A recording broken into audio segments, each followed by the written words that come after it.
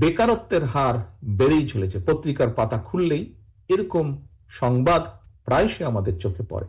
TV talk show খুললেই এই ধরনের কথাবার্তা অনেক টকশোতে অংশগ্রহণকারী ব্যক্তির কাছ থেকে আমরা জানতে পারি।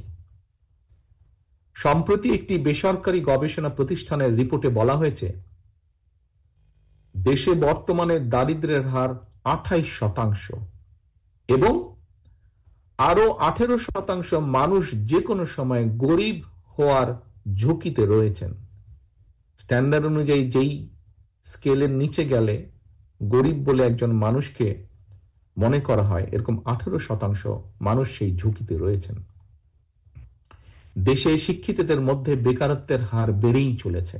দেশে উচ্চ মাধ্যমিক এবং গ্র্যাজুয়েট ডিগ্রিধারী প্রতি 5 জনের মধ্যে একজন বেকার। আজকের আমাদের এই অনুষ্ঠানের মধ্যে খুব সম্ভবত গার্মেন্ট শিল্পের সাথে জড়িত এরকম কয়েকজন ব্যক্তি উপস্থিত আছেন। সম্প্রতি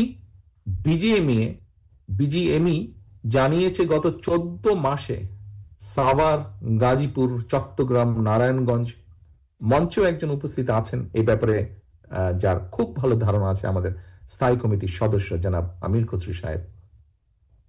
যে কথাটি বলছিলাম আমি, যে গত 14 মাসে সাভার, গাজীপুর, চট্টগ্রাম, নারায়ণগঞ্জ, নরসিংদীতে কমপক্ষে 300-তেরও বেশি পোশাক কারখানা বন্ধ হয়ে গিয়েছে। আমাদের মাঝে, শ্রোতাদের মাঝে সাকি সাহেব আছেন, উনি এই বিষয়টি উপস্থিত আছেন। উনিও এই বিষয়টি আমার ধারণা খুব ভালোভাবে জানেন, কারণ উনি ওই শ্রমিক রাজনীতির সাথে কম বেশি ইনভলভ আছেন। এই যে প্রায় 300-র বেশি, 350-র বেশি, বরং আমি বলবো 300 নয়, 350-র বেশি পোশাক কারখানা বন্ধ হয়ে গিয়েছে। এবং এই বন্ধ হয়ে যাওয়া কারখানার সাথে কারণে 1,20,000-এর মতন শ্রমিক কর্মহীন হয়ে পড়েছেন। সম্মানিত উপস্থিতিবৃন্দ, কর্মহীন এই মানুষগুলোর কাছে রাষ্ট্রের 1000 টাকা ব্যয় করে কথিত গণভোটের চাইতে নিশ্চয়ই একটি চাকরি কি বেশি জরুরি নয়?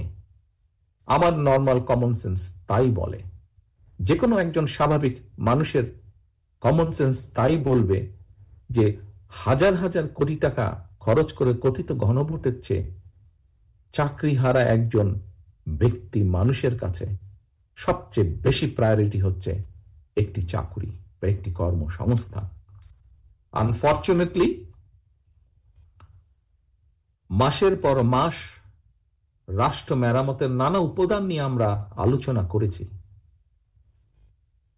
কিন্তু রাষ্ট্রের লক্ষ লক্ষ বেকারদের কর্মসংস্থান নিয়ে আলোচনার জন্য একটি দফা বা একটি দিনও আমরা নির্ধারণ করিনি বা করতে পারিনি।